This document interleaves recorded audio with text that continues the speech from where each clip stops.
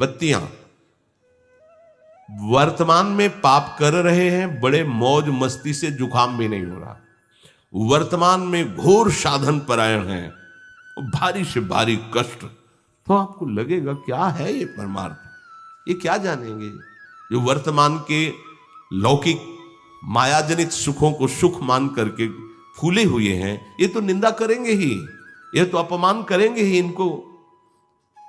लेकिन जिनका आखिरी जन्म है ये भगवत मार्ग में, पहचान बोले जब संत संग मिले और नाम जपने की प्रेरणा मिले और उसमें रुचि हो जाए तो जान लेना मेरा आखिरी जन्म है। नहीं अनंत जन्मों का हिसाब किताब भस्म करके और इसी जन्म में जो 1 किलो का 1 ग्राम 2 ग्राम से भुगता दिया जाएगा, कितना सस्ता सौदा है, निपटा दो। प्राण दिए यह प्रेम न पइए, ऐसो महंगो आए सखीरी।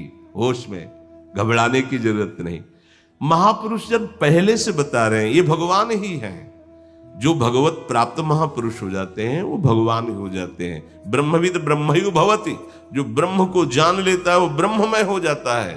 तस्मित तज्जने भेदाभावात्, भगवान और भगवान के भक्त में भेद का अभाव है, अर्थात वो भगवत स्वरूप हो जाता है। कह रहे दंडे काकु परो वजानति परे मत्वा धर्मम स्वम स्थिरम। ये जो अधर्म परायण जन है, पाप करने वाले लोग हैं, ये दंड देंगे बाहरी, और आंतरिक जो पूर्व जन्मों में हमारे कर्म हैं उनसे जो शरीर की रचना हुई वो दंड देंगे।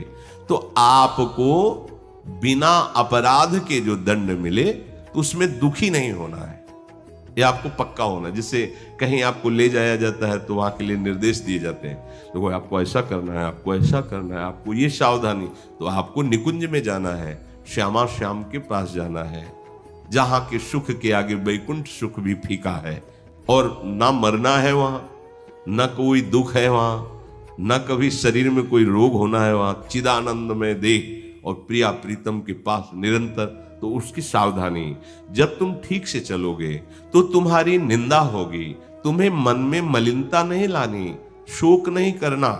जब तुम ठीक से चलोगे तो तुम्हें बाहरी लोग दंड भी देने लगेंगे। भगवान ने कहा एकादशी स्कंद में उद्धव जी को, उद्धव किसी बाहरी का सहयोग न लेकर अपने विवेक के द्वारा, आत्मबुद्धि के द्वारा बच जाए। बोले बड़ा कठिन, तब तितिक्षु ब्राह्मण की कथा सुनाई थी भगवान ने। किसी के द्वारा अवज्ञा होने पर अपना ही कोई पाप निवारण किया जा रहा है, ऐसा मान करके सबकी मंगल प्रार्थना करें। जैसे एक दिन कह रहे थे कि भाई अगर हमसे पूछा जाएगा तो मन वचन कर्म से कभी तुम्हारा मंगल नहीं होने देंगे। जितना हमें भगवान ने विवेक बुद्धि दी है, जितना हमें अध्यात्म ऊर्जा शक्ति दी, तुम्हारा अमंगल नहीं होने देंगे। तुम कितना भी प्रतिकूल चलो, थोड़ी देर गुस्सा करेंगे तुम्हारे परमार्थ के लिए, बाद में यही श्री जी से मनाएंगे कि आपकी बुद्धि शुद्ध हो, आपका मंगल हो, लेकिन आपकी सोच आपको नष्ट कर देगी।